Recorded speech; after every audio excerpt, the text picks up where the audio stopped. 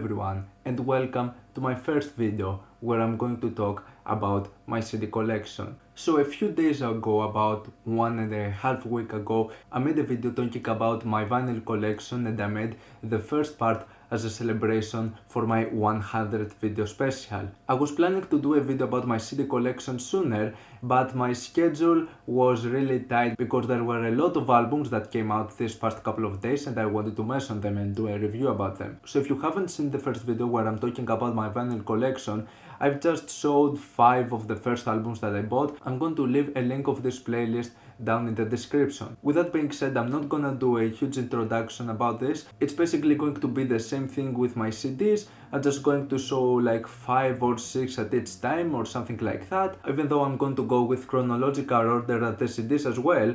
The first one I have, I don't really remember which one I got first, but I just remember some of the albums that I first bought and added in my collection. So we're just going to keep it with some of those albums. I think one of the first ones I bought was this At the Gates album, At War with Reality.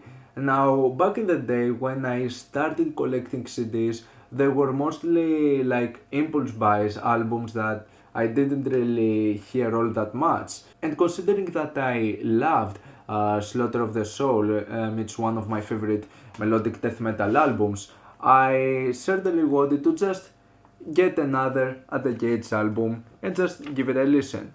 To be honest with you, I'm not really that much of a huge fan of this album in particular, but still, it was worth buying it. I like the artwork on this thing and on the inside, I like the inserts, I like that, it has the lyrics, there is some nice grayscale sort of images. The art of this thing, yeah, is really good. And it's a decent melodic death metal album, definitely not one of my favorites from At the Gates, but still, whatever. It was an album that I bought, didn't really know all that much about it, still I'm not like disappointed. I just don't think it's that much of a great job from the band, but it's still a decent album. The next one, which was also a sort of an impulse buy, was this album from William Orbit that he released, I believe it was in 2012, yeah, something like that. It was a more recent work, My Oracle Lives Uptown. I was a huge fan from a particular album of William Orbit, and that was Strange Cargo 3. In my opinion, this is one of my favorite albums of all time, and so I just decided to give a listen to this particular album from William Orbit. Now obviously his sound has changed. We're talking about an album that was released in this decade, and this album I'm talking about, Strange Cargo 3, I believe it was released like back in the 90s, like early 90s, like 93 or something like that. So yeah, there is a decade gap in between the albums. It goes into a very different direction of sound, and in my opinion it's an album that it is kind of boring. It's not something all that impressive. What I like about this album though, it's the artwork of this thing. I think he did a really good job of just combining and having lots of many different pictures.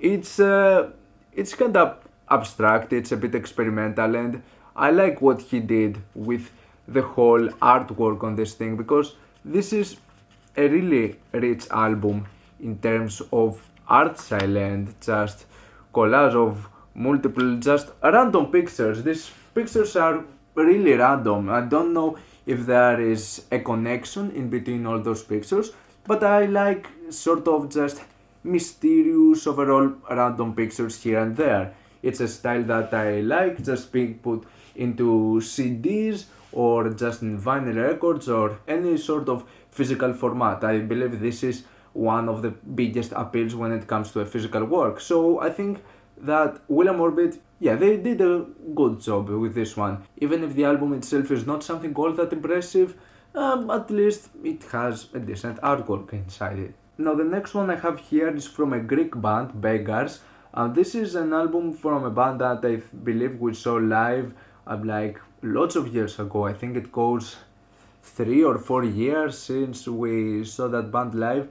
I don't remember which one was the band they were opening for, but I believe this one was for free or just was really cheap, and I decided, yeah, let's just get it. It's actually not a bad album, it's a decent one. It's a sound that is really reminiscent of Motorhead. It goes to this more hard rock and roll style of music. Some nasty production, vocals. Yeah, it's in general a sound that reminds me a lot of Motorhead, and I'm pretty sure this is the sound they're going for. It's decent, the packaging is just that paper over here, it's nothing all that impressive, but hey, we're talking about just a simple sort of CDR or CD over here, nothing all that crazy about it. Still, it's a nice thing to have from a live show. Next one I have from a live show is this No Omega compilation. This one contains both the albums that they did and also both of the EPs. This one has the self-titled No Omega, Metropolis, Same, and Occupants. It has their entire discography from 2011 till 2015. So yeah, in terms of music, this is a really rich packaging. Being a double CD, having pretty much the entire discography of the band since 2015. It's not a big discography, but it's still a nice move that they did, having all of their works put together in just a single release over here. This is one of the better melodic hardcore, post-hardcore and screamo bands I've heard over the past couple of years.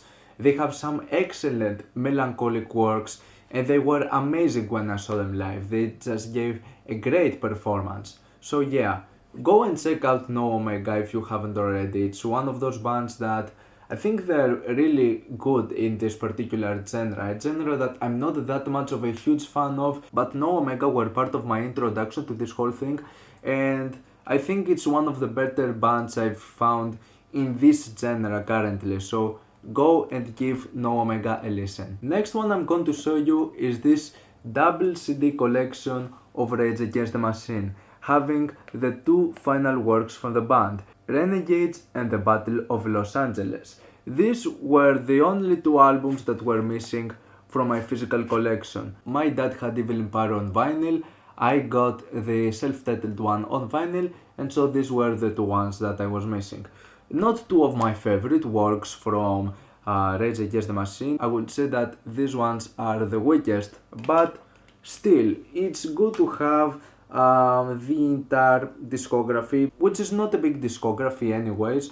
So yeah, in the Battle of Los Angeles you can see that it just has a lyric sheet, just having all of the lyrics, nothing all that impressive on the inside. And Renegades is a collection of covers, and I think they have done a decent job with some of the works they have covered, with some of the songs.